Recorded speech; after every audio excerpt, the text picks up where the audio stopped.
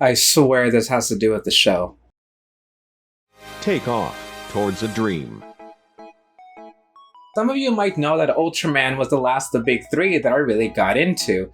By that I mean that I've seen some Ultra before, but it wasn't really my thing. Well, except for one season. As I got past Power Rangers, I began watching Super Sentai, then Kamen Rider basically as they aired. The first Ultra I saw week to week was Ultraman Ginga. He has a cool design, but I was mostly bored of his season, and I know a lot of you guys know that I say that, so that just means I should give him another chance. But another time. After that, I knew of Ultraman that were airing, but I didn't keep up for any of it. When G premiered, I made a video on episode 1. That's it. When Ultraman Orb premiered, I made a video on episode 1.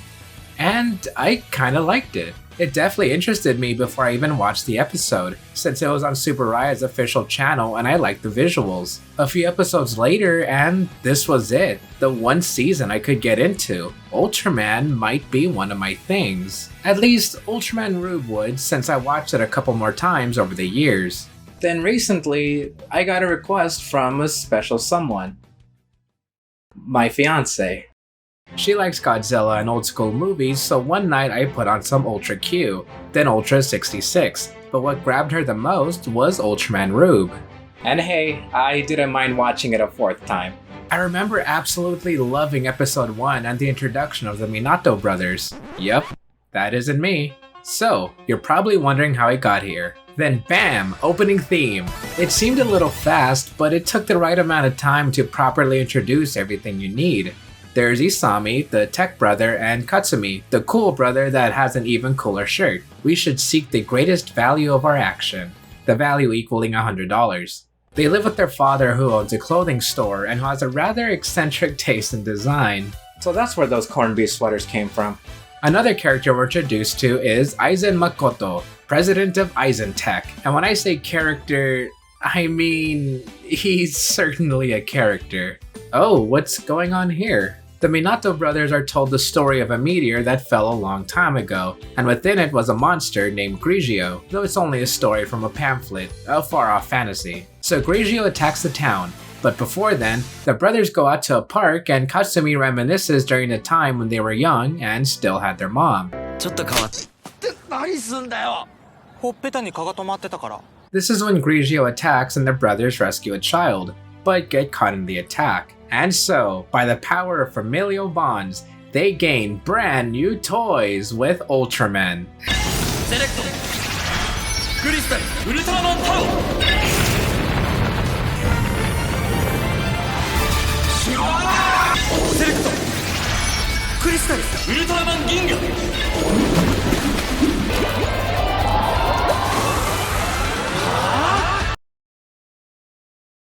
I want more fusion gimmicks.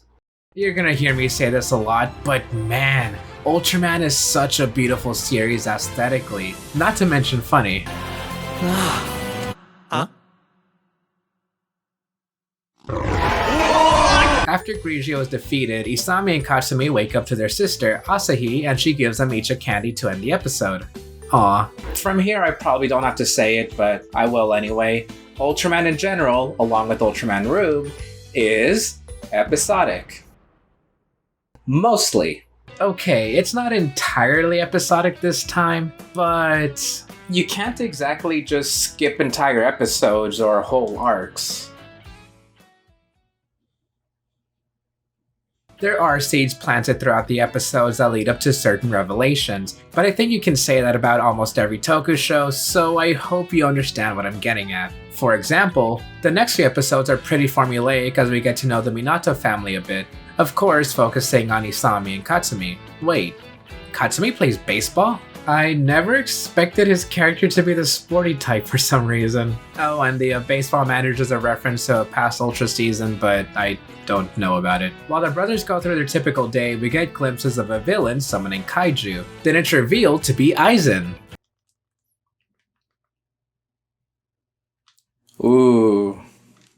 The show doesn't really hide that he's the main villain, it's pretty obvious the moment you see him on screen, but I don't think the reveal was the point, because you're supposed to enjoy the character for who he is, rather than being a surprise. Okay, so, Eisen is a fan favorite for a reason, and many have said that he's carried the whole show. Is it because he's the embodiment of pure evil that no one else in Tokusatsu can match? Well, quite the opposite. He's probably the biggest dork I've ever seen, like, I'm pretty sure he has a ginormous Tokusatsu collection. Take for example the episode where the Minato siblings go to Eisen Tech, since Eisen worked with their mother a long time ago and might have some answers for them. He has this lovable charm as he walks them through the building until Asahi interrupts his explanations and he tries to hide his annoyed faces. He finally talks with their brothers alone and sees a notebook their mom left behind. In it are designs of crystals. At least they're called crystals, but those don't look like any crystals I've ever seen. Either way, Eisen exposits how the crystals came to be by using some cookies. Or, they look like cookies to me. It's his little quirks that make him so lovable. I'd even say he outshines our protagonist by at least 1,000%. Oh, speaking of which, I know I could say more than the basics about Isami and Katsumi, but the words are honestly escaping me. Isami is the tech type and made an invention to detect monster attacks. It's something more specific than that, but it's basically for monster attacks. You might be saying, why do they need a detector for that when you can literally just look up and see the monster? Sometimes monsters appear outside the city, so it's also for that. Katsumi is sporty, I think. He's the older brother, so he takes the initiative for most things and strategizes more for their fights against kaiju. He does some baseball moves when he fights sometimes. Again, there's definitely more to say about them, but I really don't know aside from the, oh, there are basic protagonists with heroic traits. Although, as I continue watching through Ultraman, I feel as though a majority of Ultra hosts are pretty basic to begin with, and I can't add much besides that. It's not to say Isami and Katsumi are bad, far from it. Their brotherly dynamics are good, and they have great timing with each other. テレビ作るのがどれだけ大変か知ってんのかお前ちょっと待って今テレビの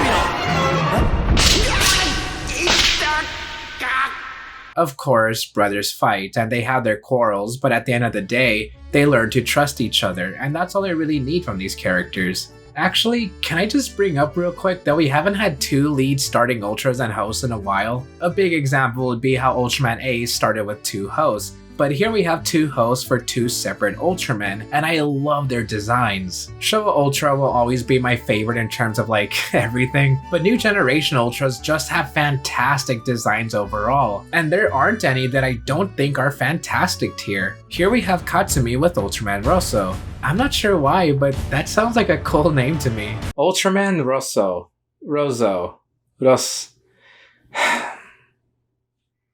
We also have Isami as Ultraman Blue. Don't correct me on that. Of course, these designs are beautiful too. I love how we had more of a focus on gray color schemes with Ultras like X, Orb, and now Rosso/Blue. A neat little detail is how the grays and blacks are inverted for both of them. Not to mention their chest designs matching their elements and how Blue has one horn thing sticking out while Rosso has two. It's little things like that, and seeing them side by side really makes them stand out to me. Individually, they stand out from a lineup because of their grays alone. Since these are new gen Ultras we're talking about, I do have to bring up Rube's gimmicks. Crystals. Yeah, they don't really look like crystals and are more like glorified metals if anything. Though honestly, I think they're fine. There's nothing too interesting about them and they do the job of being collectible gimmicks. And I accidentally started a whole collection, so who am I to complain about marketable toys? Besides, I actually do like fusions, but since these are standalone, I love the legacy gimmicks that Ultraman has now too. There are some very glaring issues though.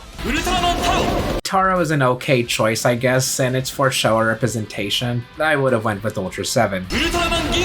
Wait, Ginga? For Aqua? Well see, it actually makes a bit of sense because Ginga is Japanese for galaxy, and within our galaxy, including our own, which is the Milky Way, Ginga has blue parts, I guess? What's even weirder is that Ultraman Algol actually has to do with water, but he's probably not as marketable as Ginga. As much as I love past Ultras as gimmicks, it doesn't really make sense here, and you can tell that they were more of an afterthought this time. In the season, we're told that Ultraman Rosso, Blue, and Grigio had a battle in space and crash landed in Japan. Rosso and Blue ended up scattering crystals while passing on their powers to Katsumi and Isami. In the novel, Rosso and Blue were humans that become Ultras on Planet 050. Oh, like from Orb. And there's Grigio, other monsters... Never mind, it's probably not even canon. To go along with our gimmick is our transformation device. We've had the Ginga Spark, Victory Lancer, X Divisor, Orb Ring, G Riser, and now the Gyro. Why does it look like that? Why do you look like that? Even during my first watch through, I didn't really like it. The Gyro is so out there, which is nice. I love unique transformation devices that aren't belts or phones, but this is just weird. Overall, I'm not a fan of the design. It's both lame and boring at the same time.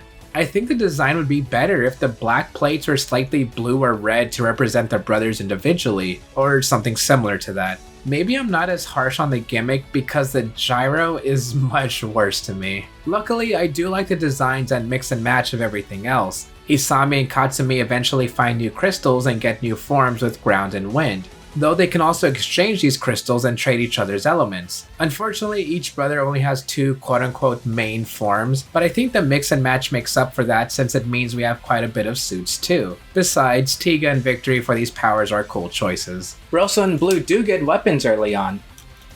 The Rube Sluggers. One negative I hear about New Gen Ultra, specifically with Rube, is how long the transformations can be. Sometimes we get split screens of the brothers transforming, but most of the time they're shown one after another, and the sequences can get long. One sequence is about 45 seconds, so back to back it's well over a minute, and that's not counting if they do have multiple form changes in one episode. And you know what, I do get it, the whole back in my day transformations just were a flash of light. And Rube's does take a while, I agree.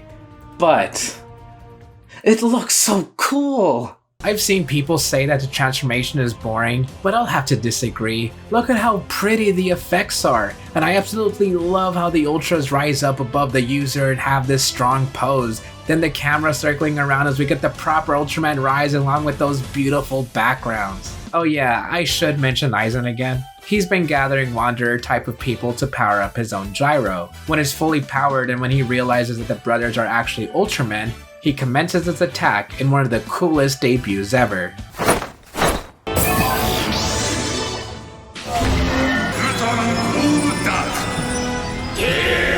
This is Ultraman Orb Dark.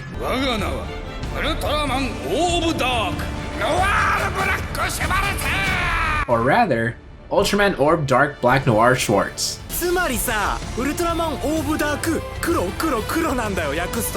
Eisen was already a pretty great villain to me, but making him into an Ultraman just adds a lot more to him, possibly even having him as my #1 favorite in the franchise. His goofiness doesn't go away 100% either, since after all, he calls himself Ultraman Orb Dark Dark Dark Dark. During his transformation, he gets an evil pizza cutter called the Orb Ring Neo, which is what gives him the proper way to become Orb Dark. Okay, what's his fascination with Ultraman Orb? Is he some sort of Orb fanboy? Well, yes, actually. It's revealed that the Eisen we know was but a lowly laborer until he came across a gas cloud named Cereza, who then possessed Eisen and made him into the president of Eisentech. Before that, Cereza was attacked by a space monster when Ultraman Orb himself saved Cereza, and that made him into a fanboy. I'll still call him Eisen since that's how we know him as, but keep in mind that he's always been possessed from the beginning of the show. One thing I saw online was that Eisen doesn't do things out of villainous or evil intent, but rather out of misunderstanding. I know that's gonna come off weird since he has summoned monsters in the city before, but I understand what their statement is getting at. Eisen/Cereza has this idea of a hero from being saved by Ultraman Orb. This is more of a symbolic state of being this strong force of nature willing to do anything to help people, and in Eisen's eyes, Rosso/Blue might be doing more harm than they realize, so he steps in to summon monsters or transform himself to stop them. If anything, at least Orb Dark looks cool. So yeah, that aside, Orb may have been aired recently compared to Rube, but Orb Dark is just one big love letter to him. Eisen's transformation is a reference to the Orb Ring Neo springing up to the sides, Orb Dark is a recolored Orb origin. He uses Orb Burn Might Storbium Dynamite, and of course, this scene. ウルトラマンさん、キガさん、光の力、お借りします。ビシウムセペリオン。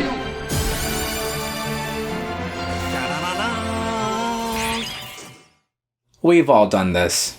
A lot of the show is basically the Minato brothers versus Eisen, and every minute of it is great. Though I haven't brought up Asahi much. She's the younger sister who's absolutely adorable and is the glue that brings the family bonds together. Isami and Katsumi had a fight early on, but it was Asahi who told Katsumi that it was okay for Isami to lash out a bit. Isami is the younger of the two brothers, so he decides he needed some time for himself. Asahi likes going out with her brothers on trips like when they were training in a forest or when they investigated Eisen tech. Though one day, she meets a strange girl who doesn't have a name. Well, she does, but the audience isn't supposed to know yet. So Asahi decides to call her Saki Mitsurugi. Surprise, surprise, Saki has a gyro, but this one is color different, which means it's a premium Bandai exclusive. Saki starts to slowly insert herself as another main villain into the show, when she lets Eisen use her gyro to become a powered-up version of Grigio. This is the penultimate pinnacle for the Minato siblings. After an argument and a failed attempt to defeat Eisen Grigio, Asahi brings the brothers together one more time, and they combine their brotherly bonds to create the Kiwami Crystal. Selecto!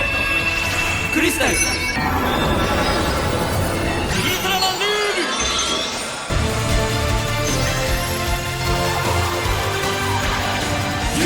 This is Ultraman Rube, the fusion of Katsumi and Isami. Okay, to start off with the negatives I have to say about this, the gyro needs to be pulled 3 times to activate, so why couldn't the last pull be with both of the brothers instead of just Katsumi? And Rube's head looks a little squished from the side, so negatives over now for the positives. It looks so cool! They used the Ultra 66 and Belial crystals, the Kiwami crystal is beautiful, the lineup of Ultraman rising up behind them is gorgeous! I love these super long transformations, I just love Rube so much. Actually, that gives me an idea for the question of the video. What do you like to do during Ultraman Rube's transformation? Me personally, I like to sit down and read a good book like the Gaim novel. Usually it takes me about 2 reads before the transformation finishes, but that's just on a speed read. So, what do you like to do during the transformation? Let me know in the comments below. Isn't it weird how in Jade's season, Riku wanted to put Belial to rest, but then Belial's power was used for Rube? Huh. So with that, Eisen is defeated and is never seen again, thus ending Ultraman Rube. I knew Ultraman seasons were short, but that was only 16 episodes, barely above Ginga. But still, I had a really good time watching Rube, and I still consider it one of the best. So, with all that being said... Oh wait, there's more. Hello everyone, hope you're all doing well. Normally I'm a pretty shy person, and I wouldn't be including myself in on one of Marcos's videos, but after watching this show, Ultraman Rube, I hope I'm saying it right, there's something I just really wanted to get off my chest. Okay, here goes. They did my boy wrong. How could they just get rid of him like that and replace him midway with that Saki chick who I quite frankly did not care for? I mean, Eisen, or technically Cereza, who was controlling him, was the best character in the show, hands down. He was funny, goofy, adorable, and he had the cutest little elf ears. Okay, I know next to nothing about Toku or Ultraman. This was literally my introduction to it. But why would you get rid of the most lovable character in the show and not keep him until the end, or at least close to the end? I mean, I know he was an antagonist, and eventually Eisen would have to be separated from Cereza's control, but still, I was not prepared to see him go. I was devastated. I invested in him. I cared about him. Oh, and that reminds me. He and Darling, the little robot, yeah, Darling, he and Darling were such a cute team. I thought they were friends. I thought they were the best of buddies, but nope. While Eisen was over there fighting Here comes Saki talking about some, hey darling, can I be your new master? Sure! Darling wasted no time, like she didn't even hesitate, Ivan wasn't even gone yet, and here she was making plans for the future already. Man, don't get me wrong, I had fun with the show. It was something new for me, and well, it was a whole new genre, new to me, and it was nice. I enjoyed it, and I had some laughs.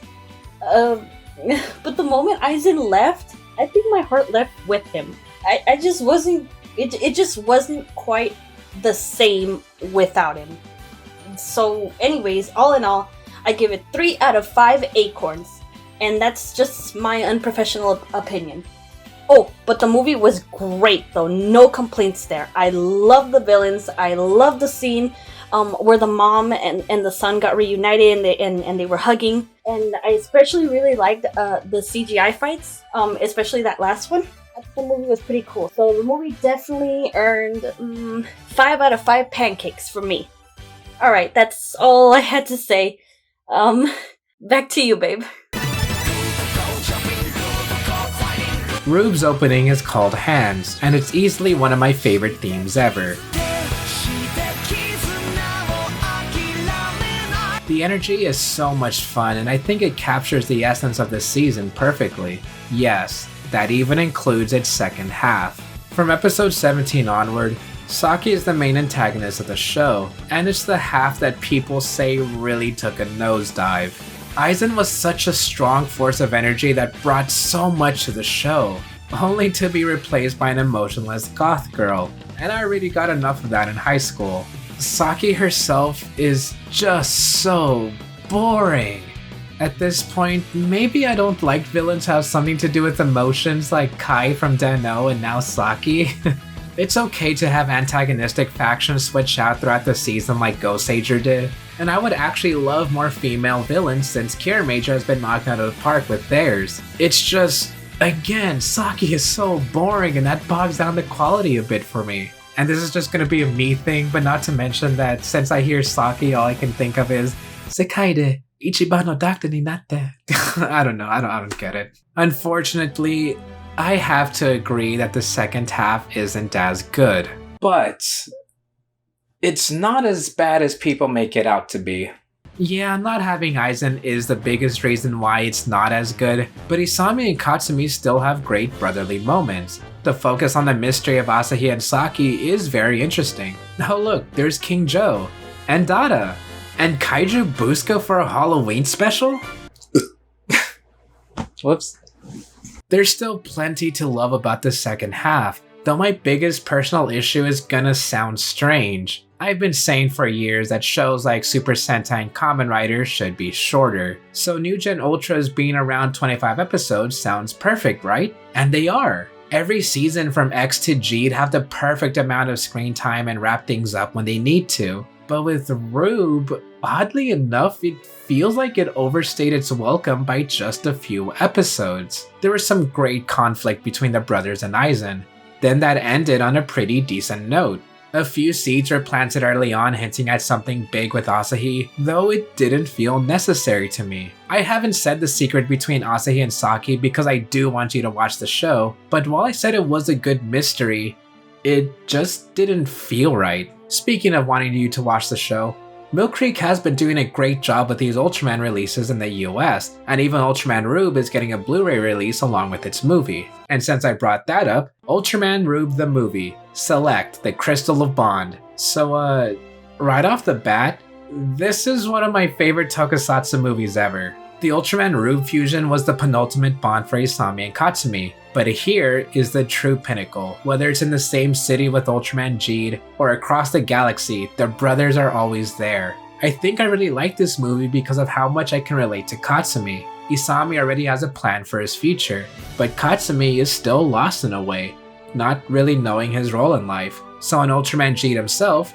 Riku Sakura appears. Katsumi notices that Riku and Isami are working together better than Katsumi and Isami have been in recent memory. While I was trying to avoid certain spoilers earlier, I just want to gush about the final battle. You see, an early bird cameo villain named Tregear is here to wreak havoc on the city. So Riku, Isami, Katsumi, and Asahi team up to take him down. Oh yeah, Asahi has a gyro now. Her Grigio monster form starts to crack, and reveals another form underneath. 貴様は何者だ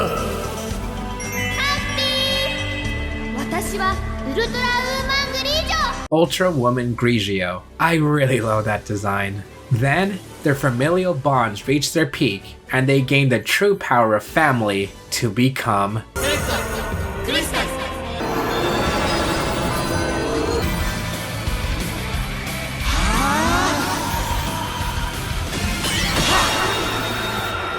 First off, yes, it's entirely CGI despite there being an actual suit. But I honestly don't mind because it has one of the coolest fights I've seen in Toku. I do like the design too. It's a great combination of Rosso Blue and Grigio. The Makoto crystal is nice looking and the Rise jingle is amazing. This is probably the closest we'll get to an actual anime fight for now, and I love every second of not just the movie, but of the show. Yes, the second half isn't as good as the first, but that doesn't mean it doesn't exist. I may joke about how Kamen Rider Hibiki only has 29 episodes and Rube only has 16, but in all honesty, if I'm gonna look at a season and review it fairly, then I have to look at the whole package. This might be too much to say, but I think Ultraman Rube is really close to being a masterpiece, but not quite. There's so much love and care put into these characters, the miniature sets, the gorgeous designs of basically everything. And I'd say that about the second half too. Let me put it this way, Rube's first half puts the biggest smile on my face, and the second half doesn't have that same smile, but a smile that shows that I'm still having fun. I love Ultraman Rube, and I hope you can give it a try too, because to me, it's a fantastic season that'll stay in my top 3 for years to come. あれなんか踊ってるよかわいいじゃんこれこれこれこれこれ